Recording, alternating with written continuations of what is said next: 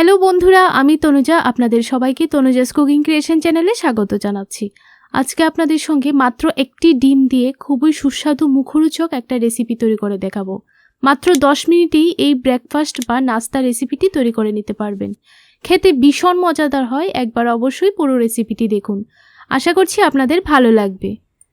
এখানে একটা বাউল নিয়ে নিলাম, বাউলের মধ্যে একটা ডিম ফাটিয়ে দিয়ে দিলাম। তারপর 3 টেবিল স্পুনের মতো দিয়ে দিচ্ছি চিনি। চিনিটা অবশ্যই আপনাদের টেস্ট বুঝে দিয়ে দেবেন। এবার হাফ টিস্পুনের মতো দিয়ে দিলাম ভ্যানিলা এসেন্স। ভ্যানিলা এসেন্সটা দিলে ডিমের যে আষ্টে গন্ধটা থাকে সেই গন্ধটা চলে যায়। এবার ভালো করে চিনির সঙ্গে ডিমটাকে ফেটিয়ে নেব।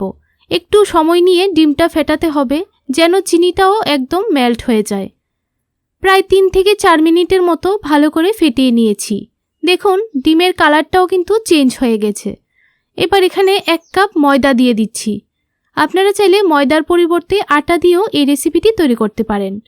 তারপর হাফ টিস্পুন দিয়ে দিচ্ছি বেকিং পাউডার।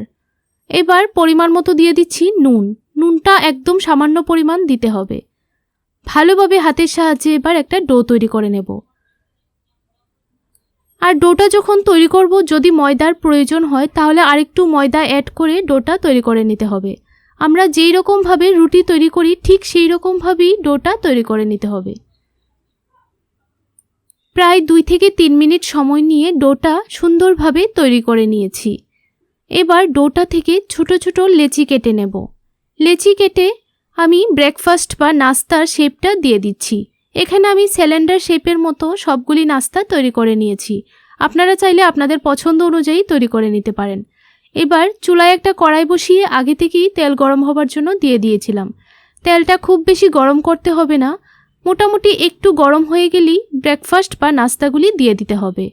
আপনারা দেখেই বুঝতে পারছেন যে তেলটা কতটুকু গরম হয়েছে।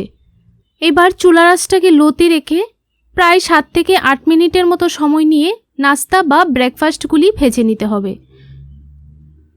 যখন একটা পাশ একটু কালার হয়ে আসবে তখনই উল্টিয়ে পাল্টিয়ে ভালোভাবে ভেজে নামিয়ে নিতে হবে। আর নাস্তাগুলি যদি ভাজবার সময় এইভাবে ফেটে যায় তাহলে ভয়ের কোনো কারণ নেই। ফেটে গেলে নাস্তাগুলি খেতে খুবই ভালো লাগে।